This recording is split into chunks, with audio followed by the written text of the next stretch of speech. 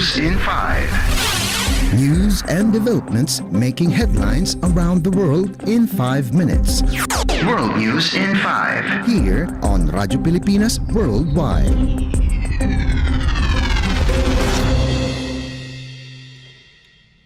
Good day. This is World News in 5 here on Radyo Pilipinas World Service.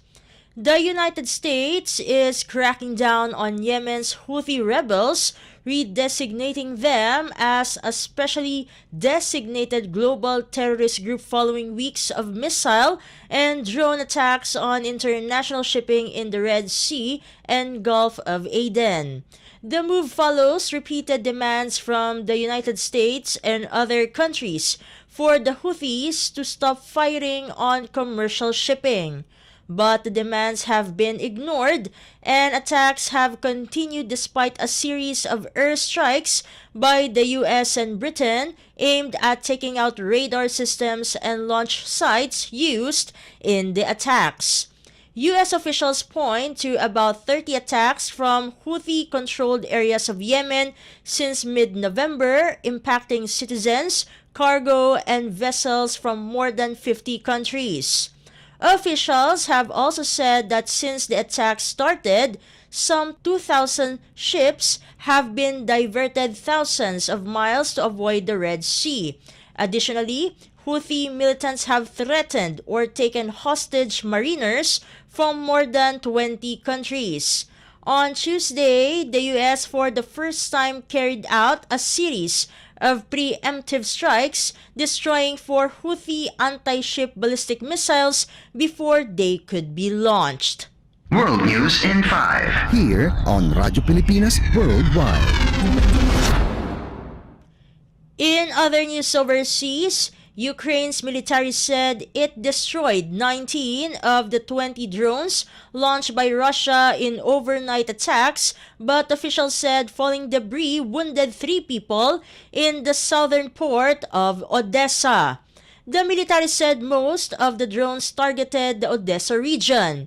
Ukraine's Interior Ministry said debris struck residential buildings and damaged a gas pipeline.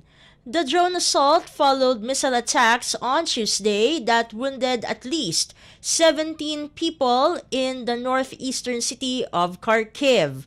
Kharkiv Regional Director Ole Sinehubov said on Telegram that 2 Russian S-300 missiles struck the city center, including residential buildings.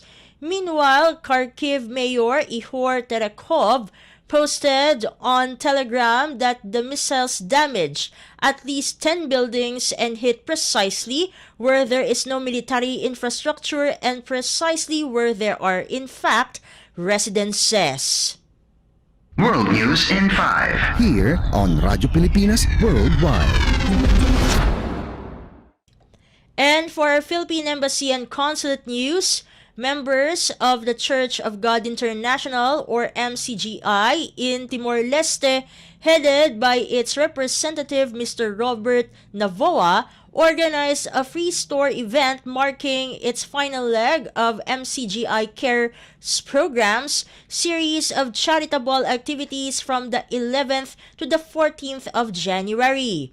The activity was attended by more than 160 Filipinos that had access to essential groceries, food items, and hot meals, among others. In addition, MCGI generously donated wheelchairs, braille sets, canes, and food supplies, among others, to various charitable institutions, emphasizing their commitment to support and extend assistance to their cause. The participants expressed their thanks and gratitude for the assistance provided by MCGI. This initiative aimed to support and uplift the local Filipino community as well as to provide assistance to charitable institutions in Dili, Timor-Leste. The generosity and compassion demonstrated by the organization have left a lasting impression on the Filipino community, fostering a sense of unity and support. World News in 5. Here on Radyo Pilipinas Worldwide. And that concludes today's edition of World News in 5. For Radyo Pilipinas World Service, this has been Steph Vicente. Good day and stay safe, everyone. World News in 5. News and developments making headlines around the world in 5 minutes. World News in 5. Here on Radyo Pilipinas Worldwide.